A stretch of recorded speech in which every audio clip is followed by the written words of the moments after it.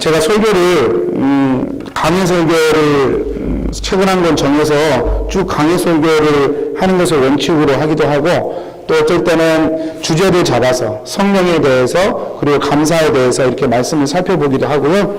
그런데 오늘처럼 좀 어중간할 때가 있어요. 제가 2주간 선교를 갈 텐데 어떤 주제를 가지고 설교하기도 어렵고 강의 설교를 시작하기도 어렵고, 그래서 제가 이럴 때는 성서 일과라고 목사님들이 장로교나 천주교 또 뭐 동방 종교까지 이렇게 세계에 있는 모든 목회자들이 이 말씀을 가지고 설교합시다라는 그런 성서 일과라는 그런 게 있어요. 성서 일과를 제가 설교 주제를 잡기 힘들 때는 성서 일과에 나온 이번 주 설교 말씀을 제가 잡아서 이렇게 말씀을 나눕니다. 그래서 오늘 성서 일과의 내용이 그 구절 중에 내용이 오늘 욥기 23장 1절에서 10절 말씀이에요. 그래서 오늘 욥기를 또 통해서 하나님이 저와 여러분에게 또 합당한 은혜를 주시기를 바랍니다. 제가 제목을 본질을 놓치지 맙시다라는 주제로 이렇게 한번 정해봤어요. 우리 성도님들, 일본에서 경영의 신으로 추앙받고 있는 마쓰시타 고노스케라는 분을 우리 청년들 또 성도님들 혹시 아실 거예요. 아마 들어는 보셨을 거예요. 이분이 창립한 마쓰시타 그 전기 회사가 오늘날 우리가 아는 파나소닉의 시초죠. 나중에 파나소닉의 전기회사로 이름이 바뀌어서 아주 승승장구하는 큰 회사로 만들어지게 되었죠. 이 마쓰시타라고 하는 분은 경영에 참 귀재였다고 그래요. 사람을 보고 뽑는 그런 탁월한 능력이 있었고, 문제를 해결해가는 탁월한 능력이 있어서 경영의 신이라는 닉네임을 갖고 있었다고 합니다. 근데 이렇게 맨손으로 이 큰 기업을 일궜던 이 마쓰시타 씨에게는 회사 경영을 하면서 독특한 습관 하나가 있었다고 합니다.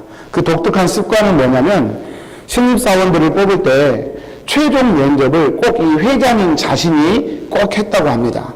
그래서 신입사원을 보통 한국에서는 그렇게 하지 않잖아요. 근데 이 마쓰시타 씨는 본인이 신입사원을 뽑을 때 최종 면접을 꼭 본인이 했다고 합니다. 그리고 최종 면접을 할 때 꼭 한 가지 항상 동일한 질문을 이 면접관으로서 이 면접원들한테 했다고 합니다. 물론 이 모든 것들은 은퇴 후에 밝혀진 거예요. 은퇴 후에 밝혀진 일인데, 이분이 던졌던 특별한 질문이 뭐였냐면 이것이었다고 해요. 당신이 최종 면접까지 이렇게 올 수 있었던 것이 운이 좋아서 여기까지 왔다고 생각하십니까? 아니면 당신의 노력과 수고 때문에 여기까지 올 수 있었다고 생각합니까? 라는 질문이었다고 그래요. 항상 이 질문을 최종 면접할 때 단골 질문으로 던졌다고 그래요. 여러분이 만약에 신입사원이고 면접을 받는다면 뭐라고 대답하시겠어요?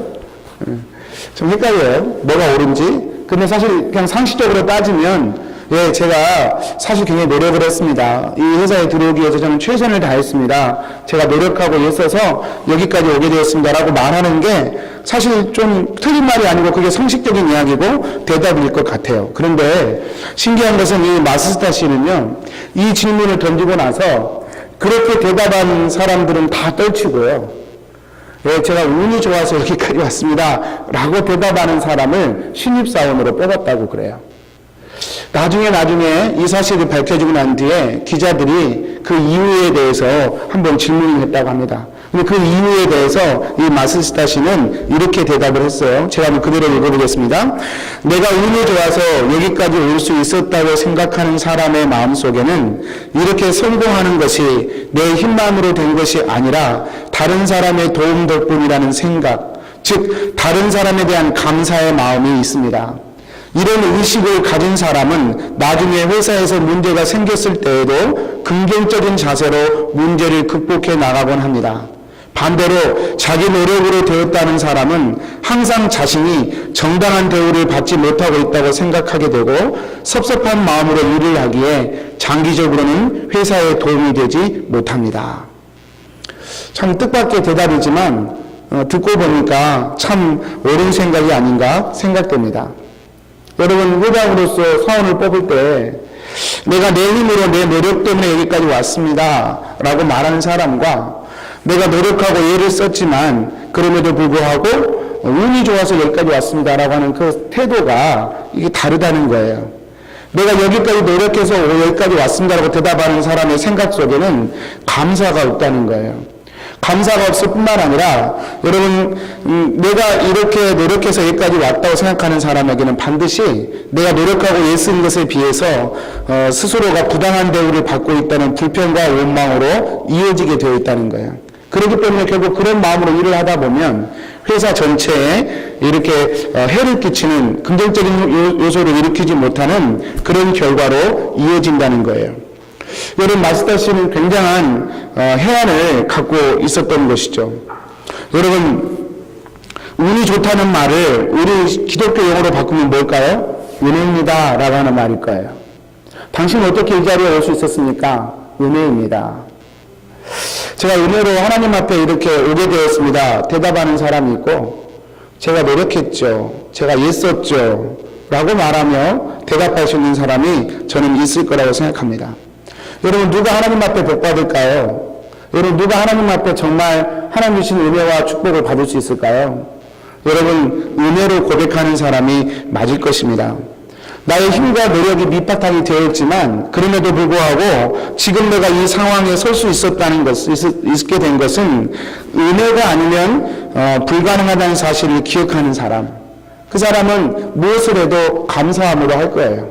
예배를 드려도 감사함으로 드릴 거고 봉사를 해도 감사함으로 할 거고 가정생활을 해도 감사함으로 할 것이고 회사 생활을 해도 감사함으로 할 거예요. 그리고 이렇게 감사하며 사는 사람에게 하나님이 더 큰 기회와 축복을 부어주시는 것은 어쩌면 당연히 너무 지극히 당연하고 정상적인 일이라 말할 수 있을 것입니다. 운이다, 은혜다라고 말하니까 마치 아무 노력도 하지 않아도 되는구나 라고 말하는 것은 아닙니다. 노력하지 않은 채 운만을 기다리고 은혜만을 기다리고 사는 것은 사실은 운이라고 말하지 않죠. 그걸 우리가 뭐라고 표현하냐면 여행이라고 말합니다. 여러분 여행과 운은 다릅니다. 여행과 또 은혜는 전혀 다른 표현입니다. 여행으로 살면 망하게 되어 있습니다. 여행으로 살면 인생이 불행하게 되어 있습니다. 엊그저께요 대한민국이 제가 축구를 좋아하거든요. 대한민국하고 우루과이하고 국가대표 매치 게임이 있었어요. 그런데 국가대표 게임에서 한국이 우루과이를 2대1로 이겼습니다.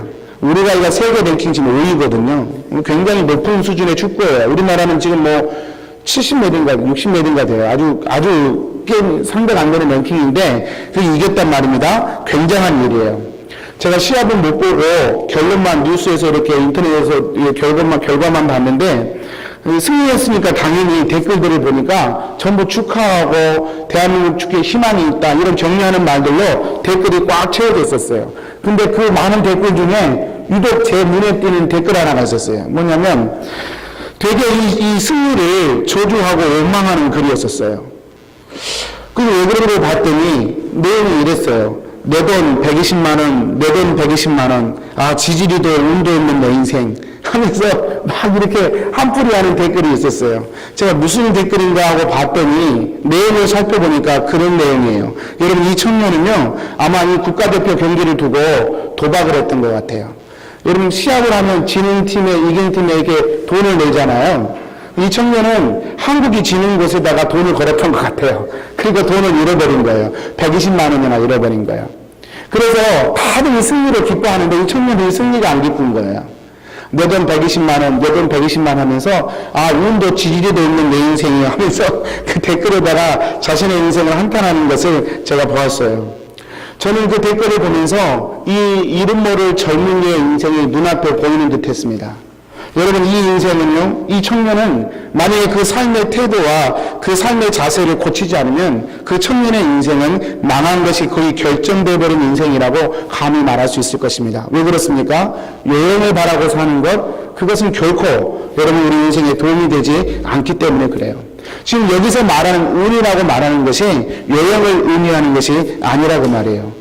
여행만을 의지하고 살면 망합니다. 반드시 망합니다. 여러분, 그니 운이라는 말이나 은혜라는 말은 이런 여행이나 불로소득을 의미하는 것이 아니에요. 마스다 씨가 여러분 최종 면접에서 이 질문을 하게 된 이유가 바로 그것입니다. 왜 최종 면접 때 이 질문을 했겠어요? 최종 면접까지는 실력을 가지고 올라와야 됐던 것이죠. 실력으로 열심히 노력하고 애써서 최종 면접까지 온 사람들에게 이 질문을 했던 것이에요. 왜 실력과 그런 준비가 된 사람이 올라왔는데 이 질문을 그럼에도 불구하고 또 했을까요? 여러분 아실 거예요. 여러분 회사 생활이라고 하는 것이, 인생이라고 하는 것이 준비하고 애를 썼다고 해서 다 감당할 수 있는 것이 아니기 때문에, 회사 생활이라고 하는 것이 노력하고 애를 썼지만 그것보다는 좀 더 큰 어떤 능력이 있어야, 어떤 또 다른 문제 해결의 태도가 있어야 이 회사 생활을 감당할 수 있기에 마스스타 씨는 그걸 분별해보고 싶어서 그런 질문을 했던 것이죠. 제가 지금 돌고 돌아서 이제 설교의 본문으로 들어갑니다. 여러분, 오늘의 이야기의 주인공인 욥은요, 우리 모든 인간들이 야, 이렇게는 되고 싶지 않다, 신앙이 어떤 정말 피하고 싶은 삶의 자리라고 우리는 말할 수 있어요.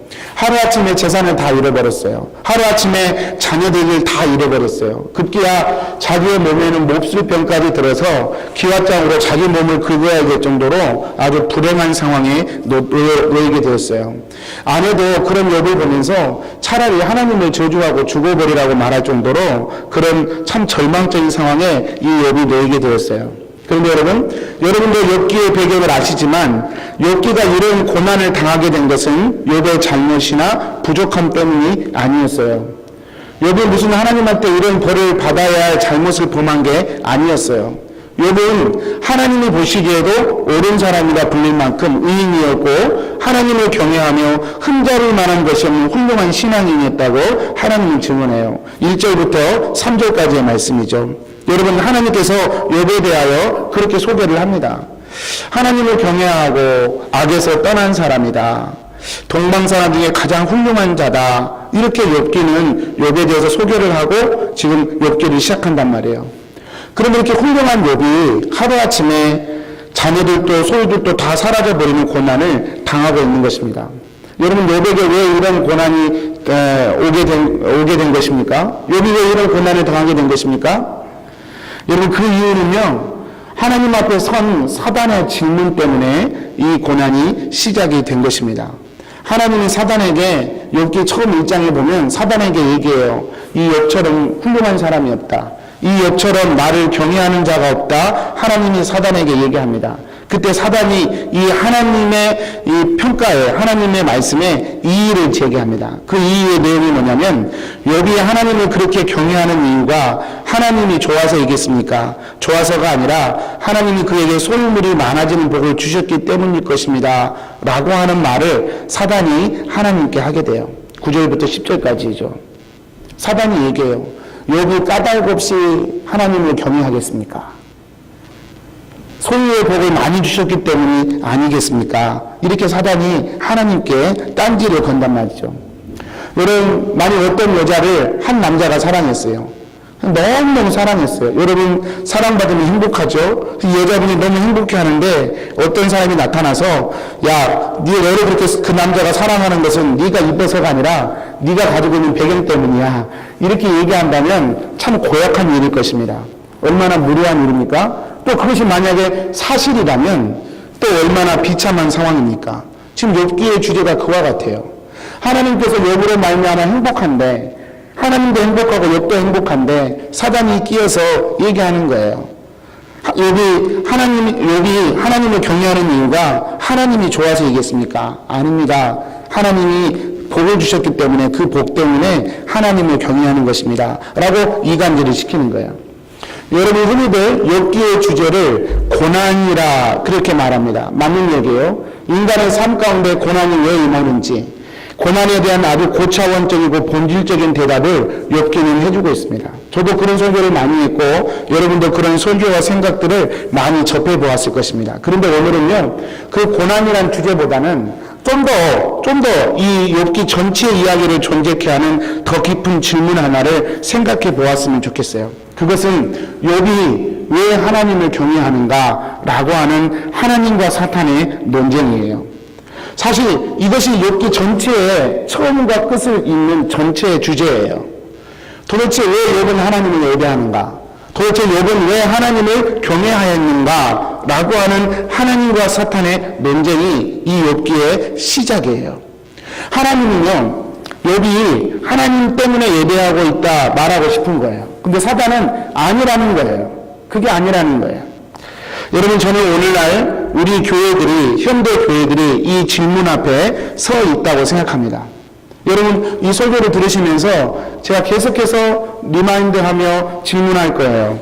오늘날 우리 교회는 왜 하나님을 예배하는가? 왜 우리는 이 시간에 나와서 지금 하나님을 예배하고 경배하는가? 라고 하는 질문이죠.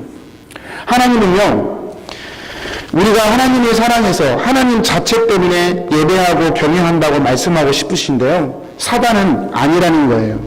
우리가 하나님을 예배하는 이유가 하나님이 주시는 그 어떤 것 때문에, 세상 복을 주시는 그 이유 때문에 우리는 하나님을 경배하는 거라고 사단은 말하고 싶은 거예요. 여러분, 사단의 이런 고발 때문에 여러분, 하나님은 그것이 아니라고 말씀하고 싶으셨어요. 그리고 그걸 증명해 보이고 싶으셨어요. 그래서 사단에게 욥을 시험하는 그런 고난을 허락하시고야 말았던 거예요. 여러분, 욥기에서 가장 주목해야 할 것은 사실 이거예요. 욥은 왜 하나님을 경외하는가? 그 부분이에요. 여러분, 사단에게도 중요한 질문이었고요, 하나님에게도 너무 중요한 질문이었어요. 그리고 욥이, 저는 이 생각만 해도 끔찍한 고난이죠. 누구도 이런 고난을 원치 않아요. 욥이 이 끔찍한 고난을 당하면서까지 우리에게 주고 싶었던 해답도 바로 이 질문에 대한 해답이었던 거예요. 그냥 너무너무 중요한 거예요. 욥은 그렇게 고난을 당했지만 우리는 그런 고난을 당하지 않아도, 우리의 삶의 작은 고난 속에 살아간다 할지라도 이 욥의 고난을 통하여 우리는 하나님의 메시지를 받을 수 있어야 되는 것이죠. 여러분, 만약에 사단이 얘기했던 것처럼 욥이 까닭없이 하나님을 경외하겠습니까? 세상 복을 주셨기 때문이죠. 그 말이 맞다면 어떻게 될까요? 하나님이 지시는 것이죠. 하나님이 패배하시는 것이죠. 그리고 사단이 승리한 것이죠. 그리고 욥과 하나님은 결국은 아무런 관련이 없는 사이로 전락하고 말 것입니다. 만약에 사단의 말이 맞다면, 세상 소유의 복을 줬기 때문에 경외하는 것이 맞다면 하나님과 욥은 아무런 관련이 없는 관계로 끊어지고 말 거예요. 근데 만약에 하나님이 맞다면, 욥이 하나님을 경외하는 이유가 세상의 소유에 대한 복 때문이 아니라 하나님 자체 때문이었다는 사실이 드러나게 된다면 어떻게 될까요? 하나님은 완전한 영광을 거두시게 될 것입니다. 욥은 완전한 하나님의 사람으로 서게 될 것입니다. 그리고 사단은 완전히 무너지고 패배하게 될 것입니다. 저는 오늘날 현대를 살아가는 저와 여러분 앞에서도 이 하나님과 사탄의 대화는 지금도 계속되고 있다고 생각을 합니다. 저와 여러분의 신앙을 두고 하나님과 사탄의 대화는 저는 지금도 진행되고 있다고 생각해요. 하나님은 한 목사가 예배하는 이유가 하나님을 경외해서 그래 라고 말하고 싶으실 것이고, 사단은 아니에요.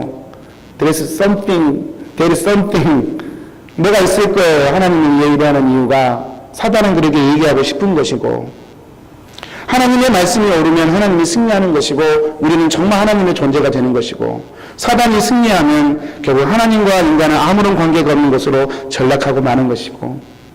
여러분, 부끄러운 이야기지만 이번 주에 PD 수첩이라고 하는 방송에서 한국의 명성교회를 다루었어요.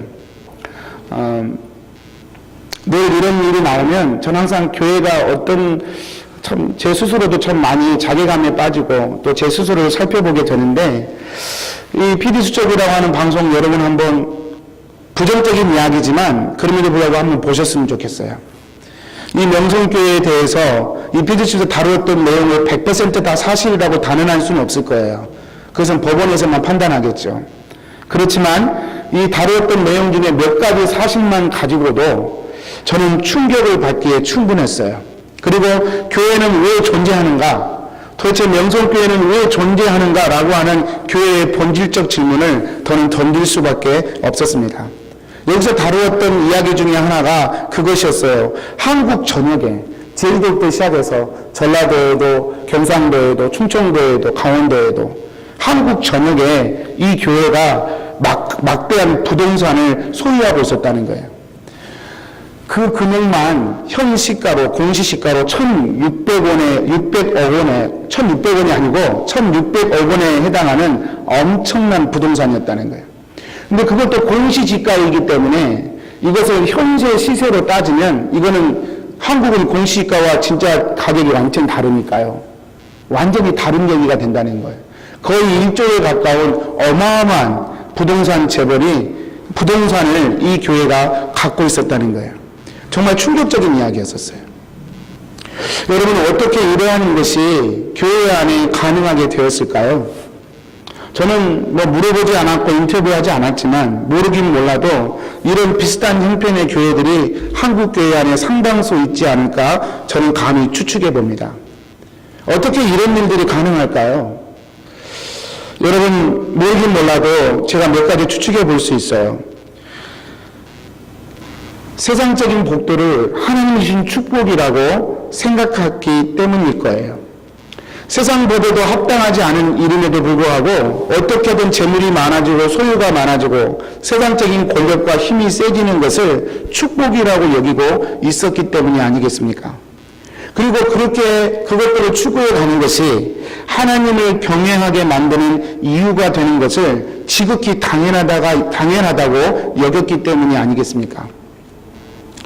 하나님을 믿는 이유가 세상에서 소유의 어떤 능력을 키우는 것이 그 이유 중에 하나인 것을 당연하게 받아들일 때 교회는 이렇게 될 수 있겠구나 생각을 해보는 것이죠.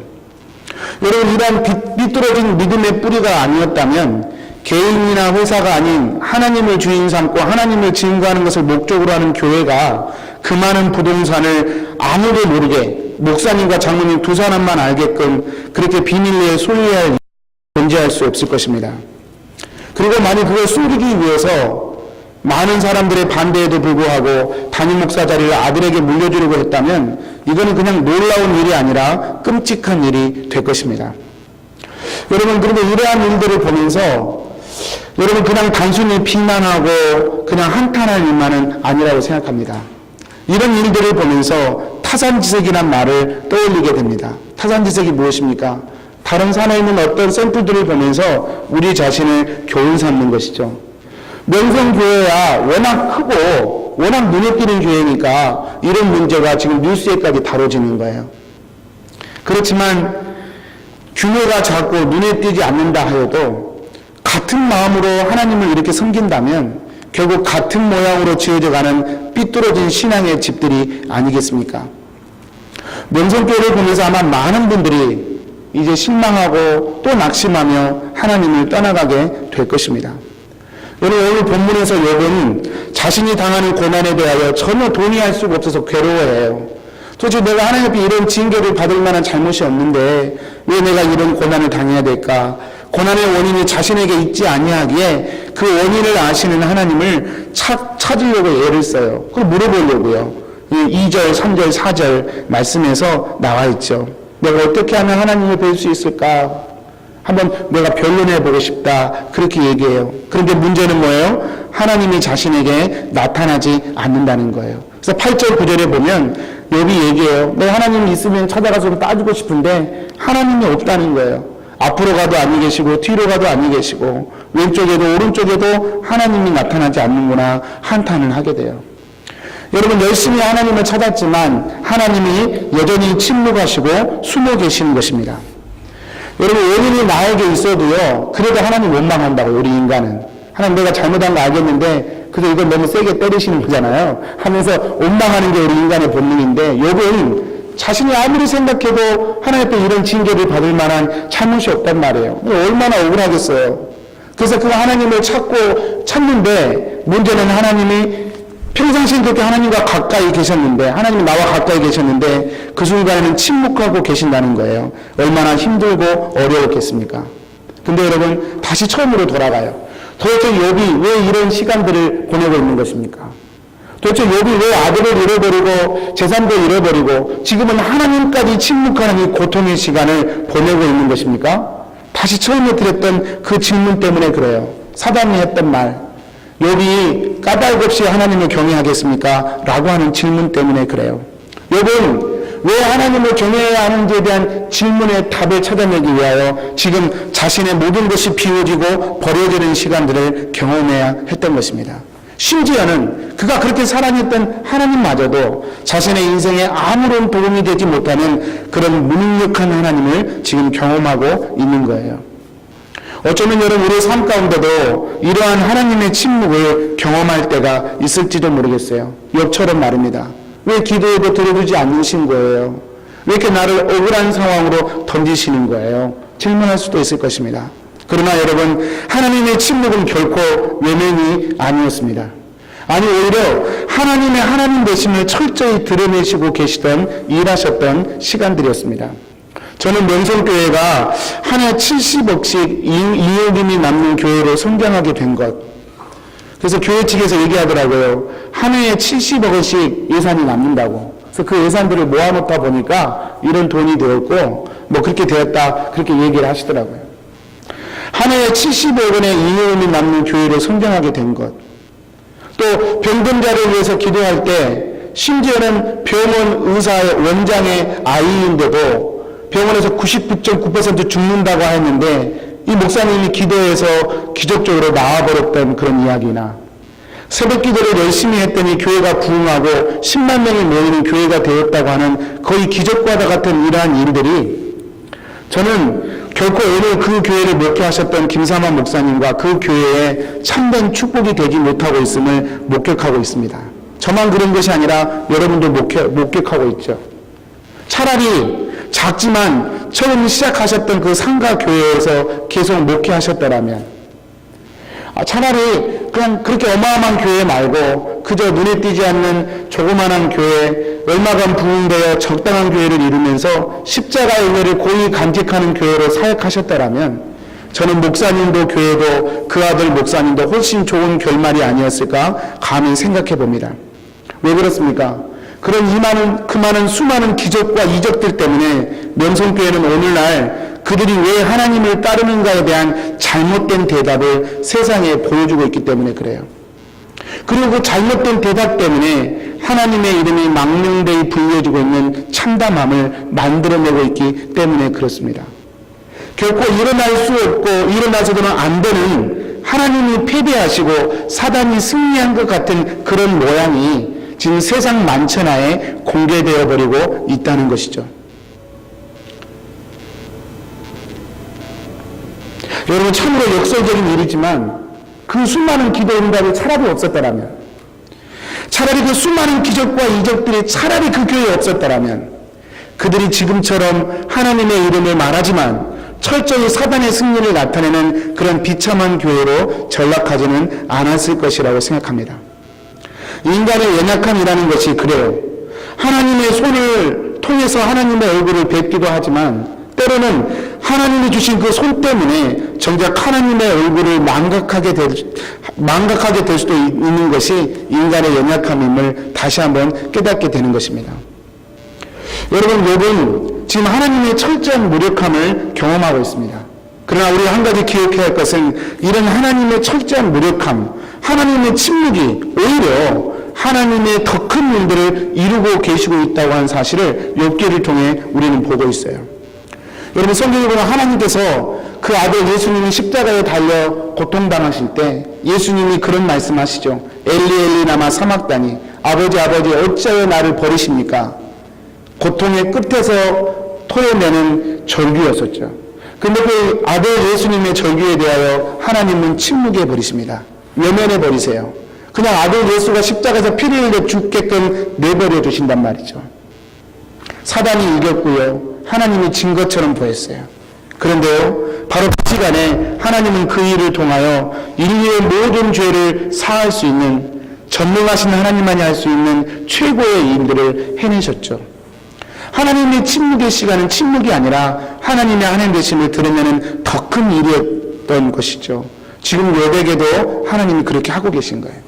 침묵하고 계시지만, 고통 중에 있지만, 하나님이 도대체 어디 계신지 변명하고 싶고 말하고 싶지만 하나님조차도 침묵해버린 그런 고통의 시간이었지만 욥에게 하나님은 어떤 분인지를 드러내는 하나님의 더 큰 일들이 욥 가운데 일어나고 있었어요. 욥이 그것을 깨닫습니다. 그래서 마지막 10절에 그가 그렇게 고백을 하죠. 우리 10절 말씀 같이 한번 읽어보겠습니다. 시작. 나의 가는 길을 오직 그가 아시나니 그가 나를 단련하신 후에는 내가 순금같이 나오리라. 욥이 얘기하는 거예요. 9절에서 끊어져요, 사실은. 그리고 10절은 좀 한참 있다가 붙어진 구절이에요. 9절하고 바로 10절 한 게 아니라 9절까지는 한탄이었어요. 하나님 제발 나와보세요. 억울해요. 근데 어디 계시는 거예요? 이렇게 한탄했는데 10절에 한참 시간이 흘러서 다시 고백하는 거예요. 나의 가는 길을 오직 그가 아시나니 그가 나를 단련하신 후에는 내가 순금같이 나오리라. 지금 자신에게 주어졌던 하나님의 침묵의 순간이 무엇을 의미하는지를 지금 욥은 깨닫고 고백하는 거예요.